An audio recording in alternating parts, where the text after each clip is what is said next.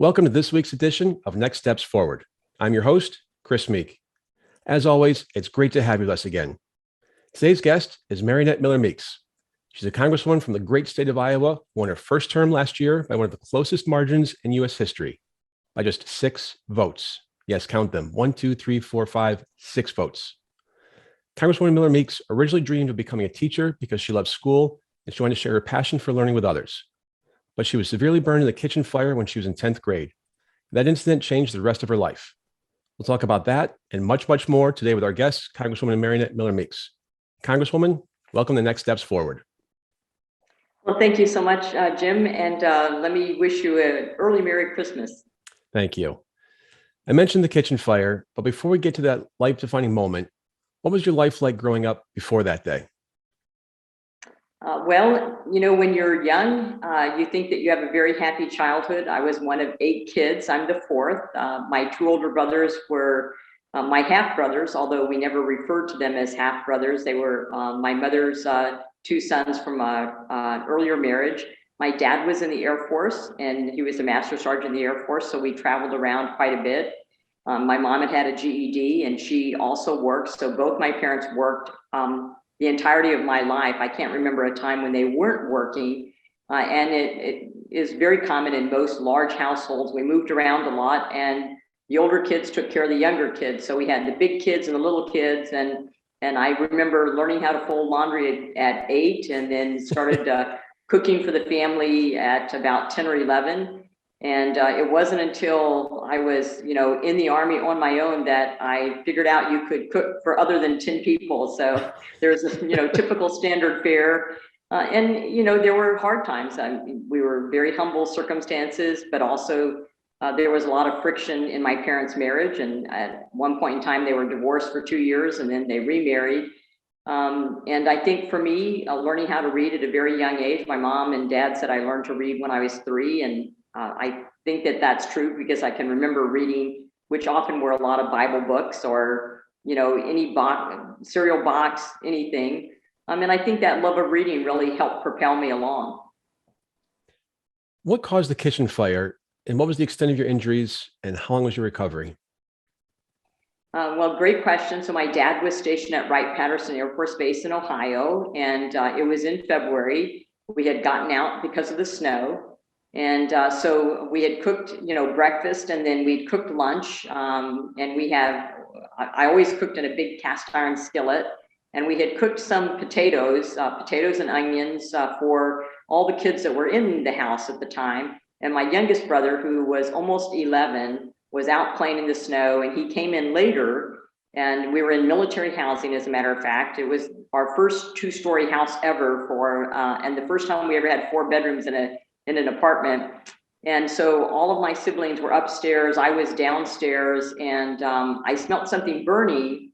And my younger brother, who had put bacon in that cast iron skillet, which had a lot of grease in it, and he put a lid on it. So I went into the kitchen to see what I smelt, and the bacon was on fire, the grease was on fire, the flames were coming out from over the lid, and I didn't think I could take the lid off to put baking soda on. And of course, this is all happening very rapidly. And we had this little braided rug in front of the sink that we stood on when we did dishes. And so all I could think of was to put the rug over the pan to try to smother it. And there were still flames coming out from where the handle was. So I was trying to move the rug, and it caught the handle and pulled the skillet off of this stove top, and the whole kitchen went up in flames. And so I proceeded to run upstairs to tell my sisters to call for the fire department, and got everybody outside, and the fire department came. But as it turned out, my younger brother and I were severely burned. And I remember going to the hospital, and our parents had to leave work and met us there. And I just remember my younger brother was screaming in pain, and I was trying to be very stoic. And I remember yelling at the doctor in the emergency room saying, well, can't you just give him some medication? And they said, well, we have to find out what's wrong with him. And I go, we know what's wrong with him. So it was, our extent of our burns were 13 to 15%, which burns are very fatal. We are very small. I'm very petite for those who meet me. I used to say short. Now I say petite. It sounds a little better. But, you know, it's your body mass. And since we were small, burns in children are worse. So we had a high percentage of body mass to skin area that was burned. And it was a very long hospitalization, 5, almost 6 weeks. And then later that year, I went back in the hospital for several weeks for my graft. And my brother was also with me at that time. We roomed together because we were in isolation. So you're in isolation the entire time. But it was one of those experiences that I think turned me into an optimist. And that's probably also the books I read growing up, which were a lot of Westerns, Max Brand, Zane Grey. And that experience, I had a phenomenal physical therapist. It was very painful to have the burned skin or eschar pulled off. But I wanted to help people the way that she had helped us. But I didn't want to create pain. And so it was during that hospitalization, I decided to become a doctor. And I think my entire life, that experience has made me into this person who sees the glass as half full rather than half empty. It's one thing to choose a new direction. It's quite another thing to choose and reach an ambitious new destination. As you mentioned, you wanted to become a doctor from that. You know, started out as a nurse and maybe even a doctor, but your parents didn't necessarily believe that was a realistic goal for you. I've been told you said, quite matter-of-factly, that you naturally left home at 16 to enroll in community college and put yourself through school until you were 18 when you joined the Army. What were those 2 years like? And when you made that your decision wasn't exactly what most 16-year-olds would do? Well, it's funny when you say naturally, because to me, it seemed pretty natural.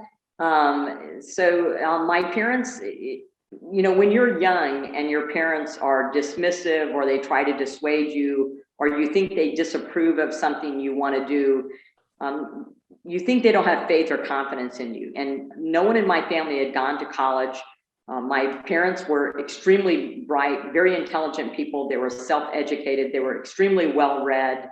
As a matter of fact, when we were in Dayton, Ohio, my father had the periodic table of elements up in their bedroom. And I loved this huge, gigantic periodic table of elements. And he had been working on nuclear power. He was shutting down nuclear power plants for the military. And he would be borrowed by the Army, even though he was in the Air Force, in order to help with these facilities. And so they were both very educated. My two older brothers went into the Army, one to Vietnam, one in the Green Beret. My older sister wanted to get married and have kids. So no one in my family had gone to college at that time. So I didn't realize when my parents were dissuasive or dismissive that they just didn't think that, you know, a poor enlisted man's daughter was going to be able to go to medical school. And I interpreted it that they didn't have confidence or faith in me or didn't think I was smart enough. So my dad got stationed from Ohio at the same year I was burned back to San Antonio, Texas, to Lackland Air Force Base. And we lived in a very small town outside, about 30 miles west of San Antonio, called Lacoste, Texas. And it was a very small school. Everybody was the same last name. You had, you know, we were very much outsiders being a military family. And so I just told my mom I wanted to leave school and be a doctor. And they weren't sure how I was going to navigate that. So despite not having any mentors or role models, I think on the basis of great Western characters, I fashioned a pathway for myself. And that was to leave home, get a job, start at San Antonio Community or Junior College as it was then. Now it's called San Antonio College. And I just kept working and then enlisted when I was 18, and that helped. So I did clerical work, and I said, well, if I go into nursing, I can work at night and still take the courses I need to get into medical school. And I had programmed out all the courses I need, what I needed to do. And I just kept working and going to school until I got a degree in nursing, a master's in education, and then went to medical school. And I still remember starting at medical school. I remember both my parents being there for orientation, and it's one of the proudest days of my life. I just, you know, they didn't think that one of their children could do that. So first in the family to go to college, first to graduate college, only one at that time to have gone to medical school. And I really think that all of those things in your life build up, and that experience helps you to navigate the circumstances that face you. And I really think people in the military really understand that. They understand how to improvise, how to adapt, how to be resilient. And there's a lot of talk about that in public health. And I was a director of public health resiliency. And, resiliency isn't trying to prevent people from avoiding the circumstances they come from. We can't all come from a wonderful family life where both parents are there helping us to fulfill our potential. But resiliency, how we can help people is to help them navigate and adapt and live through the circumstances, as horrific as they can be, that may face them when they're younger. So you mentioned the military and resilience. Why did you choose to join the Army? Why didn't you follow a civilian route? I thought that I was very comfortable with the military. So my dad was in the Air Force. My two older brothers were in the military. So I was comfortable in the military. And it was a lifestyle to me that wasn't foreign. And I knew that they would help me get my education. So I knew that in enlisting that I could have the GI Bill, and the GI Bill could help me go through college.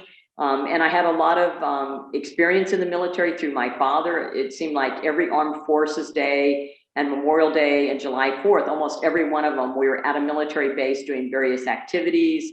So the only real decision was, did I go into the Army or I went into the Navy? And I think back on it, and the Navy had a much better uniforms. But I figured there was more military bases and medical facilities in the Army as compared to the Navy. And so I went the route of the Army and OD Green. And I'm proud to have served my country. I think it's a wonderful thing for young people to do. And it's a wonderful route for people to take. And sometimes it exposes you to things that you never would have thought would be beneficial to you at the same time as you're helping to serve your country. So very, very honored that that was a decision I made at a very young age. And it certainly has been beneficial for me and hopefully beneficial for our nation as well. Certainly has. What did other nurses and the doctors you worked with think of your desire to become a doctor? Did they give you a lot of encouragement? Was there any resentment or jealousy or even discouragement? Oh, that's a great question. And I'm rarely asked that question, but you're very perceptive. And there was all of the above. So I had gone, when you're in the military, you get assigned various places. And so it wasn't always in keeping with the plan that I wanted. So I had gone in doing clerical work. And then when I got my degree in nursing, I was promoted to lieutenant. And so my first assignment was at Walter Reed as a nurse. And I met my husband there. He was an E6 licensed practical nurse. You can imagine this story. It's at the tail end of the Vietnam War. He got an Article 15 for dating me, which we have framed and used to be on the wall of every property or place we rented or owned. And we still have it somewhere, but now he probably wishes he would have paid that fine because he's got a life sentence. So we've been married 38 years. And so I thank the Army for my wonderful husband. When I was assigned to the operating nurses course at William Beaumont and Fort Bliss. And then I went to Korea, which is what got me on the track to get my master's degree. And I came back stateside to Fort Hood, and I was finally at a place where I could again resume the educational courses I needed to go to medical school. And I had a phenomenal charge nurse, our department head, Colonel Phillips, who is from Puerto Rico. She was an amazing woman. And so despite some of the other nurses, initially being okay with me taking courses and going to school and altering the schedule, they rapidly became jealous. And Colonel Phillips just stayed the course and said, Captain Miller-Meeks is, taking all the call, doing every weekend. And so this is our arrangement. But she was very supportive of me. And it was probably one of the first time in my life I felt someone was truly supportive and thought that I could do what I was doing. I was the trauma nurse. The physicians loved working with me. I was very fast. I was a very quick thinker. I could take calls from the floor and, handle what the emergencies or problems were without interrupting the doctors, and really thought about doing thoracic or neurosurgery or trauma. But it's definitely why I wanted to do some surgical subspecialty when I went into medicine. And so you get the right amount of encouragement at the right time to help you instill confidence. And for me, it was a life lesson that I've taught my children, which is, mistakes that you make or failures that happen, they're what show you character. You get your self-esteem from things that you do right. But don't be afraid of failure. Don't be afraid of taking a risk. And, and if things go wrong, how you respond to that is really what shows the character of what you are. So I think I got the right mix of encouragement, support, as well as, detractors, all of which, helped me along the pathway that I was going. And how long did it take you to earn your medical degree? And what was the most challenging part? So it took, so I had 4 years of undergraduate, and then I did courses, for 6 years. So I graduated from college when I was 20 because I started when I was 16. And my father loved the fact that I had never graduated high school, even though I graduated college and then medical school. So, and then 4 years of medical school, 1 year of internship, 3.5 years of residency. The hardest part, I would say the hardest part was getting into medical school. Once I got into medical school and, had been promoted in the Army and had made it into the officer ranks, and I was, major in the reserves. By that point in time, I think I had the confidence to be able to, to go the distance. So I would say getting into medical school, having worked and going to school, worried about school loans, worried about how to pay for things, that time period without having any mentorship or background or people around you that had gone to college, I think those things were the most challenging.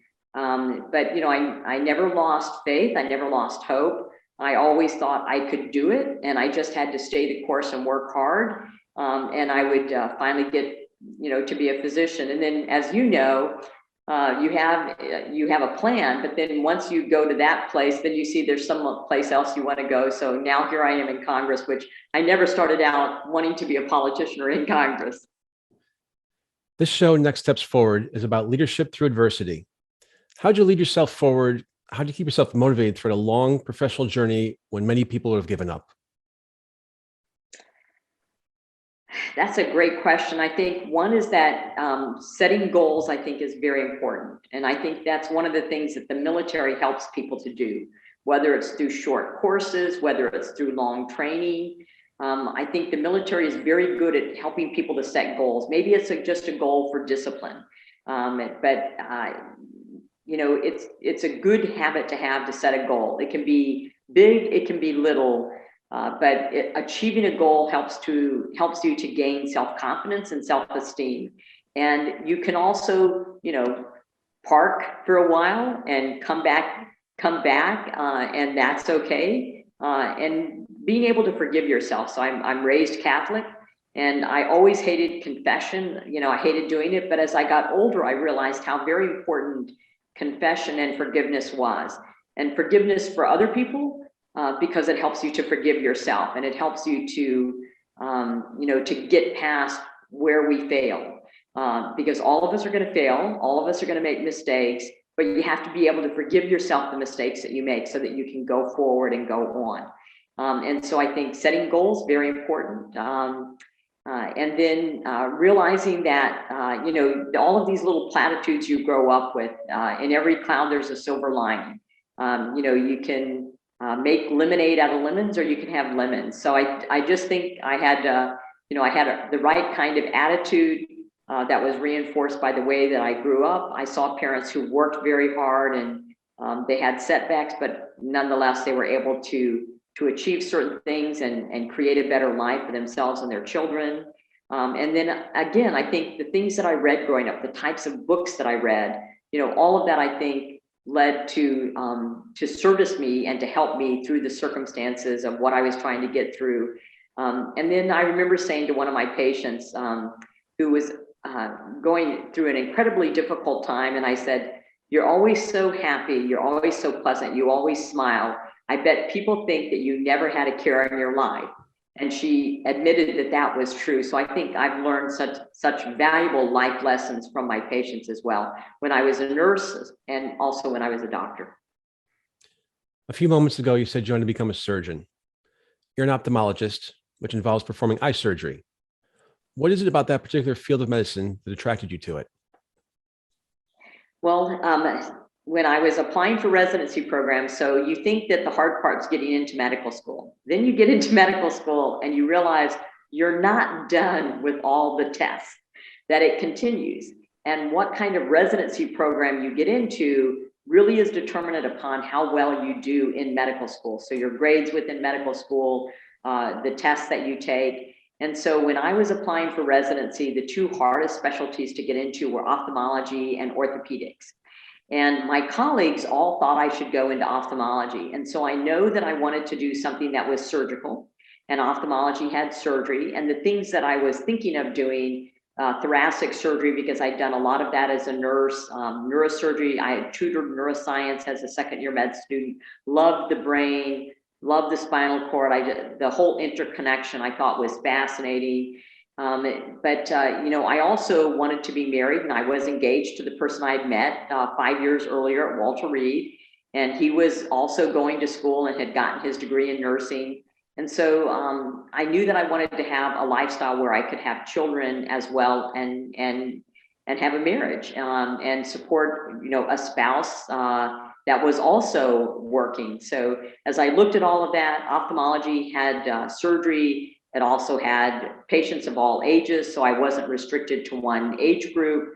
It also had, office or clinic as well as surgery.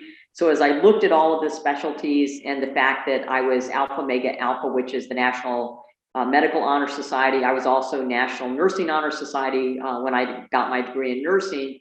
So I looked at all of that and I said, well, I'll try ophthalmology, and if I end up not liking it, I'll finish my residency, and then I'll do another residency in one of the other surgical specialties.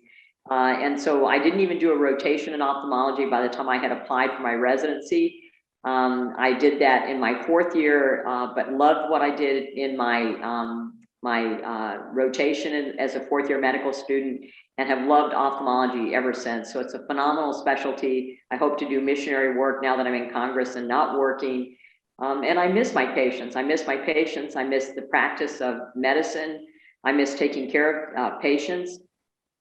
And I must have a receptive face, because people would tell me very intimate things in their life, even though they didn't need to for our practice. So I'm grateful for the times when I was able to be there to listen to patients who wanted to talk about something other than their eye condition and share something with me. And I hope that helped ease some of the burden and discomfort in their life. So as if that medical career wasn't enough of a success story, you didn't stop there. The governor of Iowa at the time was Terry Branstad, who was later named the ambassador to China. And he appointed you in 2011 to serve as the director of the Iowa Department of Public Health. What does the state director of public health do? And what did you learn from your time in that position? Well, it was several things. So when I became the director of public health, I had actually campaigned. So I campaigned for Congress. Not only did I win by only 6 votes, but I had campaigned for Congress by this time twice. When you fail, again, maybe I'm just overly optimistic, but I think that, God puts you in a place and a time where you need to be. And so because I didn't make it into Congress in 2010, I became the director of public health. And so I got to run a very large state government agency. And so public health is what you hear right now going on, which is COVID-19. So that's the organization that helps us with vaccinations, with immunizations, which tracks pandemics or foodborne outbreaks. And so the director of public health does all of those infectious diseases and contagious diseases, in addition to which they determine outbreaks, vaccination rates for childhood immunizations. But then the CDC is called, the Centers for Disease Control and Prevention. So we also do a lot of other preventative work. Our Department of Public Health had SNAP or food stamps. It had, childhood diseases. It had working with children and adults to have preventative health care. And then we also had behavioral health, which was addiction, within the Department of Public Health. So all of that was encompassed within the Department of Public Health here in the state of Iowa. Mental health was not part of the Department of Public Health, but that's something that in some states it is. We also had tobacco control and prevention, gambling addiction. So, and then environmental health was also within the Department of Public Health. So, lead abatement, lead treatment, lead prevention, those types of things were within the Department of Public Health. And I had a wonderful staff, and I was very grateful to have been in that position, because it also helped me learn about state government, and it helped me learn the role that government agencies have in making law, which are called rules, but those rules are law. So I am just very grateful that I was put in that position because it really helps me in the position I am now in Congress. So that was just a small job, not too much to do or worry about. No. Congresswoman, you told the media back in 2013 or 2014 that the thing that kept you awake at night was a pandemic. And that's exactly what we got in late 2019 and early 2020 with COVID. What did we get wrong? What did we get right with the pandemic? Where do we go from here? Well, it's interesting. The interview was about a cryptococcal infection that we had in the state of Iowa. Actually, there were numerous states that ended up being involved. It came from lettuce, was where the organism was ultimately found. And so I was being interviewed about this, and then was just asked what kept me up at night. And I said a virus or bacteria that comes from another nation, from a foreign country, that we don't know much about, and we have to respond quickly. I had become director of public health about a year and a half after the H1N1 pandemic. And so it is not a surprise, had also been concerned about anthrax and keep ciprofloxacin in my medicine cabinet at home. But we knew that this, H1N1 was not going to be the next pandemic. And I wasn't necessarily thinking about a pandemic from the standpoint of bioterrorism, but certainly that is something that we have to consider. What did we get right and what did we get wrong? I think what we got wrong, and it was something that I was concerned about at the time, and I wrote an article about this at the end of April, and then I think it got published in the Washington Examiner as an op-ed in May of last year, and that is that in shutting down an economy and in shutting down hospitals and clinics, that we would have more deaths because of how we responded to the pandemic than from whatever was the organism. And we have an organism in SARS-CoV-2 or COVID-19, the disease caused by SARS-CoV-2 that primarily affects people that are medically vulnerable or elderly.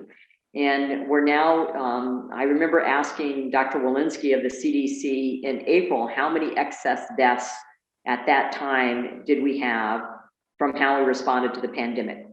And the answer was 500,000. And at that time, we had 560,000 deaths from COVID-19. And that is if every one of those deaths are from only COVID-19 and not other medical problems along with COVID-19 or coexisting together.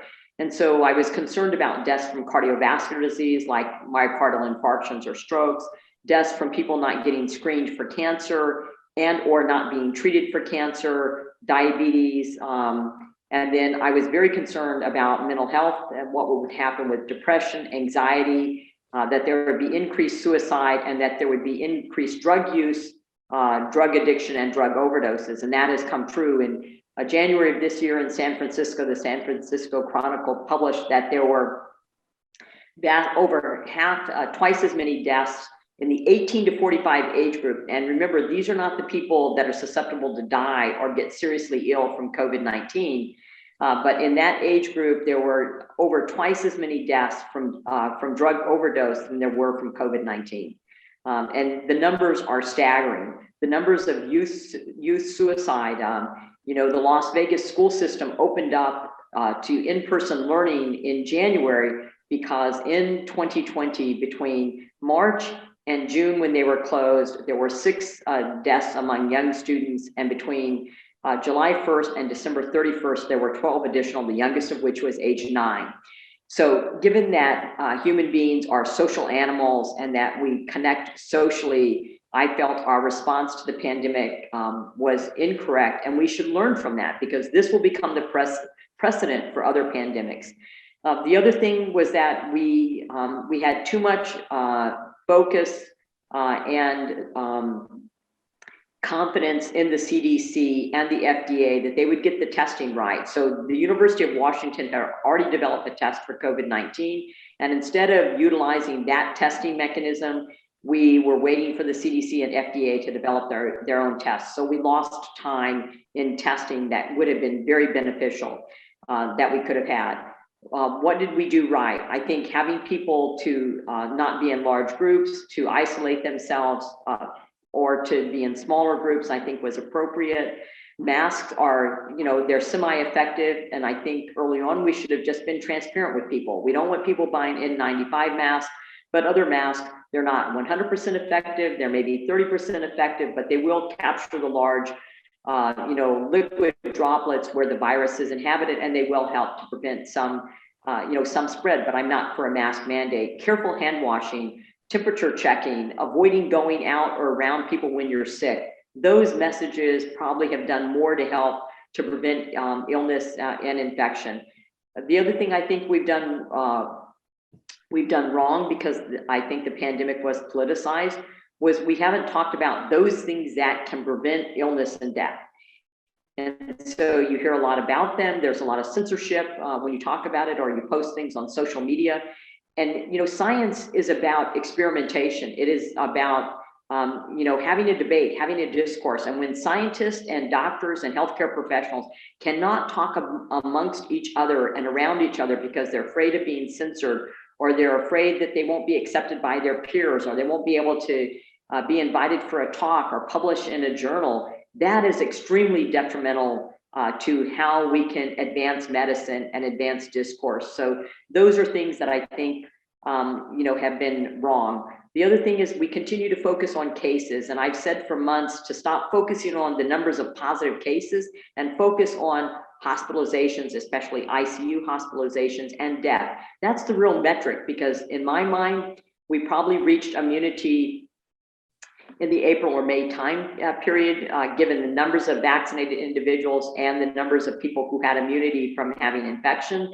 And I think that's what we're seeing with Omicron. The reason why it's not as serious, the data from South Africa was that you would be symptomatic, you would have mild symptoms like a cold, but there was very little hospitalization and death. And they're seeing that now in the UK. I think there's been one reported death from the Omicron.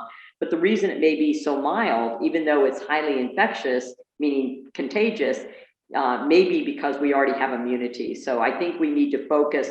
I've said this throughout the late summer and fall and now winter. We need to focus on hospitalization and death rather than the number of cases, the number of positive cases as being the metric for which we measure how we do. And so I think things that we did right as well, vaccine development. Tremendous success story. And I think a lot of people don't look at it, but for us to develop a vaccine within 9 months is a huge success story. And we can thank President Trump, Vice President Mike Pence, and Warp Speed, and then all of the researchers, doctors, and pharmaceutical companies that got us to the development of the vaccine. But we do need to focus on treatment options, and people should have the right to try. We even have a law, the right to try. They should have the right to try various things that may be repurposed generic drugs. They may be alternate treatments. They may seem like they're strange and odd, but we ought to be able to try those to see if individually or in combination with other generics or other medications, even if they're repurposed or off-label FDA use, be able to try those to prevent hospitalization and death. The other thing we need to work on is supply chain. So I didn't get to that, but supply chain is an issue. Our strategic national stockpile, that needs to be rethought. Rather than, you're in the military, so rather than having stuff in a warehouse for, 5 years, 10 years, 15 years, when I was in charge of our MASH unit, we would have our training exercises and we would bring all of our equipment out. And if it was single-use disposable, we would take it out. If it was near expiration, we would re-sterilize all of our equipment. So we would be reintroducing things into our supply chain. We can take that lesson and utilize that in the civilian world for pandemics. We can also pre-position supplies. And we need to resource things back to the United States from China, especially when it comes to PPE and when it comes to pharmaceuticals. That needs to be onshored back to the United States and diversify our supply chain. So those are things we can learn from this pandemic. A few moments ago, you touched on mental health, anxiety, depression, suicide. Over the course of the last year and a half, this show has had a big focus on that and mental health and how we better ourselves. And I've said that I think the one positive thing that COVID has given us is to put a spotlight on mental health, but really in the positive way of reducing or eliminating the stigma. So I think the next global pandemic is in the mental health space. But put that aside, what do we do to prepare for the next pandemic? You talk about things in terms of the supply chain, bringing things back on shore. What else can we do? So the supply chain is a huge issue and problem, and we need to address that. So as we know, when we took things out of the strategic national stockpile, there were masks that were moldy. There was, equipment that was ineffective. So, equipment needs to be brought out. It needs to be tested. That includes ventilators, gloves, masks, gowns, and there's ways that we can work within the supply chain to have companies store things for short periods of time and then reintroduce them so that we have the allocation of what we think we need. And then we can reintroduce that. So you don't have to store it in a warehouse untouched for years on end. There's ways that you can have a continually rotating supply chain of equipment. We talked about China and the Chinese Communist Party and what they did with holding up PPE or personal protective equipment. And so we know we need to reshore that. And many companies in the United States voluntarily or through contracts with FEMA repurposed what they did within their production facilities in order to produce masks, shields, gowns, or other types of personal protective equipment. And that's certainly learning from that and having that ability, knowing what those companies do, being able to have them alter production. Sanitizer, that's another one of those things that can be very helpful. And then we forget about testing reagents, but because it was a global pandemic and testing was going on in the United States and all over the world, we ended up lacking testing reagents in order to do tests. And some of this also came from China. So having that ability, and that needs to be within our strategic national stockpile, I think is very important. And then pharmaceuticals. So we need to learn from, those protocols and policies that got us to develop a vaccine. We need to rely upon our research facilities, our hospitals that may have a testing mechanism rather than we saw the failure with the CDC in developing testing for COVID-19. Those are things that can be done and needs to be rethought in how we respond to the next pandemic. How do we do contact tracing better? One of the things that I had mentioned to our state legislature and governor when we went into our pause last March is that we needed to address immediately rather than waiting until we had a surge and overwhelmed our hospitals. We needed to have a medical reserve task force. Just like we have in the military, we have the reserves and we have National Guard. We needed to have a public health reserve. So be that retired physicians, nurses or doctors that may be in a pause, or they may be child rearing, or people that had, had medical background, they had been licensed, but they were in another part of their career, that these individuals, we needed to address licensure right away so that we could count upon them and bring them back in if we needed them as a medical reserve task force. And again, that's combining what I learned in the military with what I learned in public health, because people can be retrained. It doesn't take a whole lot of training to help them to do contact tracing. We also, we had talked about, myself and some of the other senators, about telehealth, telemedicine, and that we needed to broaden telehealth and telemedicine. All insurance companies in Iowa needed to accept it, and then we needed to increase reimbursement. So that's another thing that we learned through the pandemic. And really, technology was up to the place where telemedicine and telehealth became viable, whereas before the image transmission was not good enough to really allow telemedicine to take off. So things happened at around the same point in time when the pandemic came about.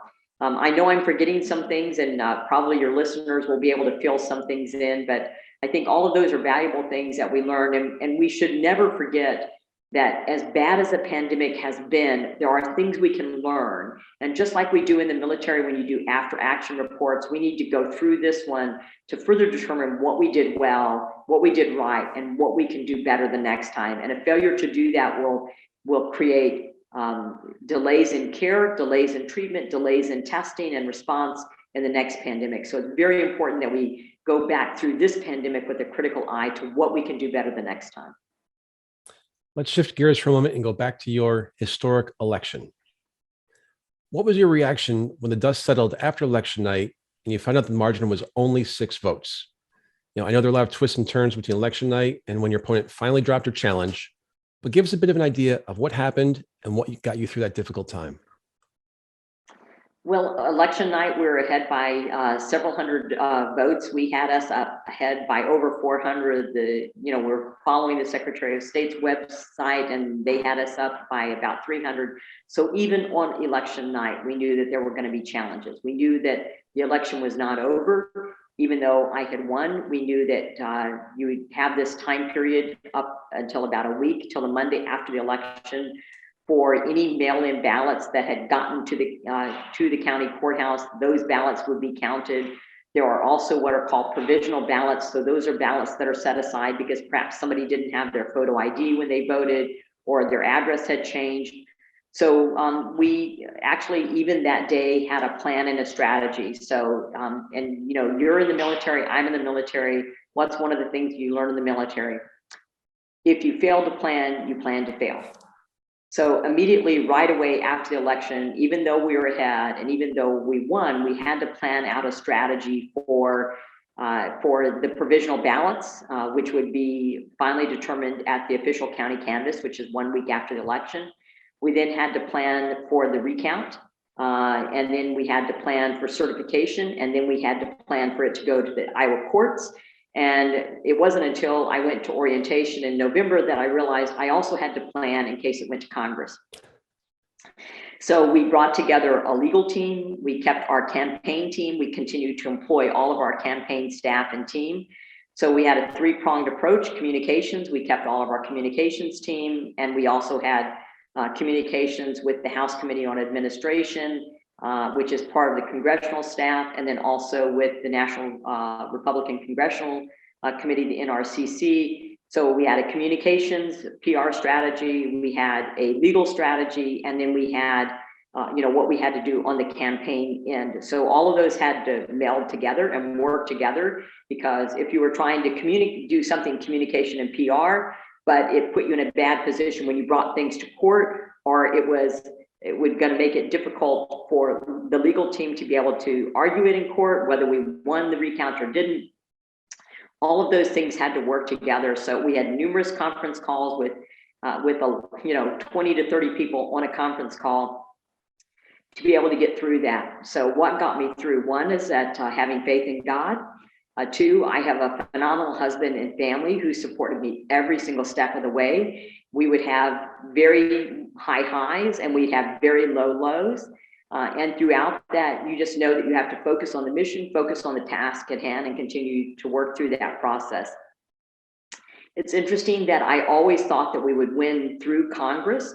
I don't know why I felt that. It wasn't until after the contest was over that I realized that not everybody felt as positive as I did. But I had a job. So my job was to be the congresswoman within my district. And since we were in the pandemic, I decided instead of doing town halls that I would do vaccine clinics in all 24 counties, which is what I did. So trying to use my medical expertise, the fact that I was a doctor as well as a congresswoman, in order to encourage people to get vaccinated to get us through the pandemic. And then being a veteran, and I'm on Veterans Committee, I was able to work with other military veterans on both sides of the aisle and to pass legislation. So that helped me develop relationships with some of my Democrat colleagues, which I knew that in order for this to prevail, I would have to have at least 5 Democrats be willing not to overturn a state certified election. I needed to get local media attention as well as national media attention. And throughout the process, I was, as we are in Iowa, we're considered Iowa nice. So I was Iowa nice. So I told the rest of the team they could be the mean person. I was going to be matter of fact. I was going to be, the process by which we were going through, and the fact that no, this wasn't something that was singular to Iowa, that if Congress could overthrow a state certified election with, election provisions put in place, everybody knowing the rules before the campaign or before the election even happened, that they could overthrow an election in anybody's congressional district. So it was something that should be important to everyone. And ultimately, we were able to get 9 Democrats to come out and say they would not overturn a state certified election. And at that point in time, I think that, Nancy Pelosi had to ask herself how much she wanted to push her members for one more seat when she was going to need them all together for some very difficult votes. And so I'm sure that there was a communication between the Speaker, the House Committee on Administration, and my opponent's campaign team that said, we're going to stop this now. And so it actually stopped on March 31st, which was the day before April Fool's Day. And I thought I was going to wake up on April Fool and found out it all been a joke.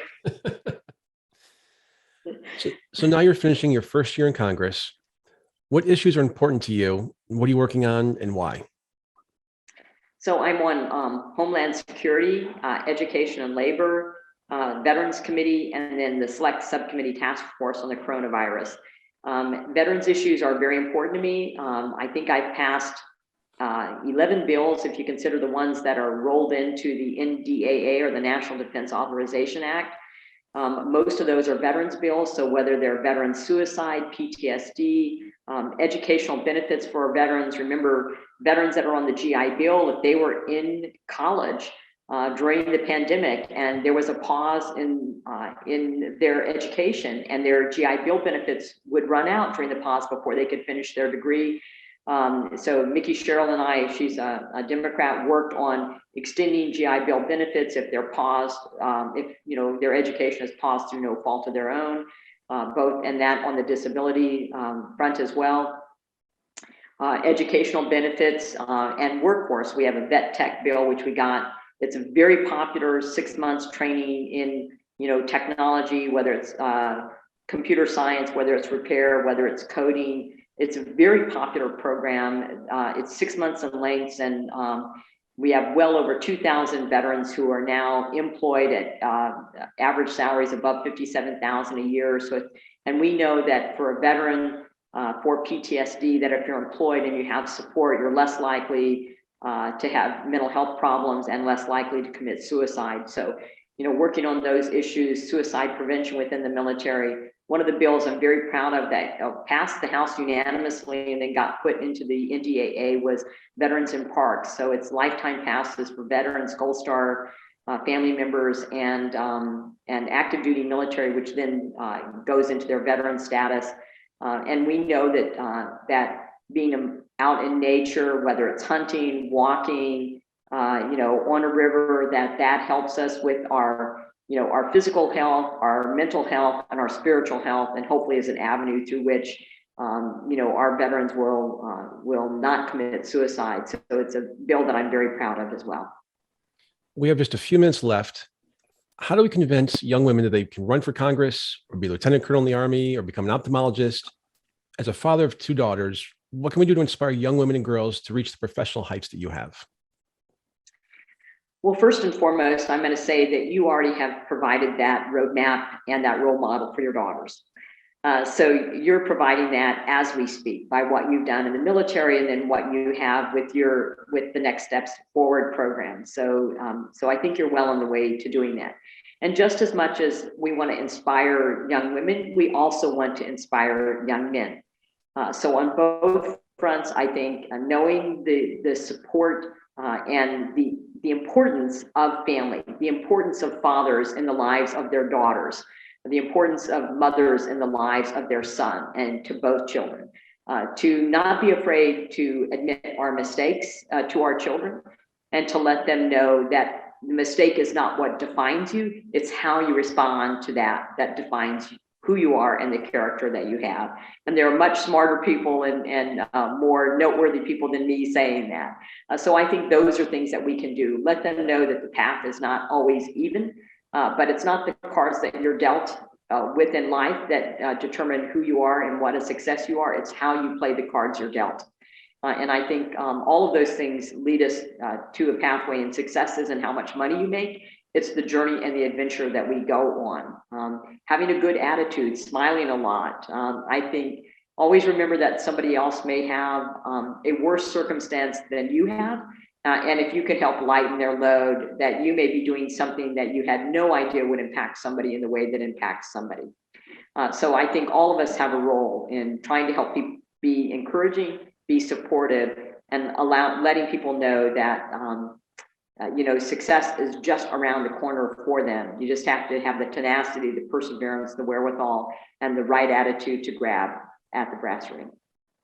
Congresswoman Miller-Meeks, thank you for taking time from your very busy schedule and sharing your inspiring life story today.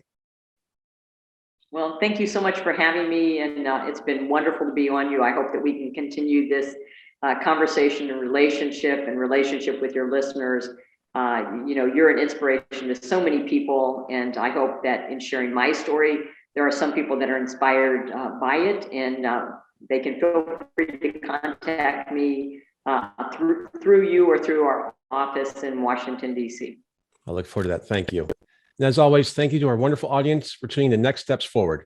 I'm Chris Meek. For more details on upcoming shows and guests, please follow me on Facebook at facebook.com/Chris Meek Public Figure and on Twitter at Chris Meek_USA.